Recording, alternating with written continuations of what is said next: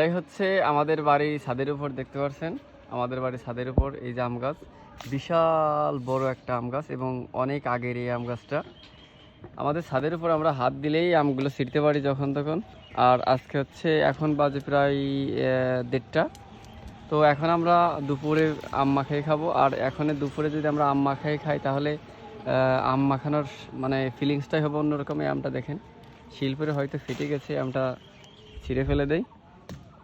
এগুলো আম আমরা পেরে আমরা এই যে এইটার মাধ্যমে আমগুলো সুন্দরভাবে কুচি কুচি করে কেটে নিয়েছি এবং এইখানে দিচ্ছে হচ্ছে একটা মশলা এবং কিছু কাঁচামরিচ আর হচ্ছে এই লবণ।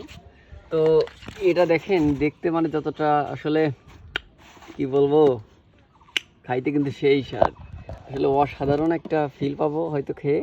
দেখে আমি আগে টেস্ট করে আপনারা দেখতে থাকেন এবং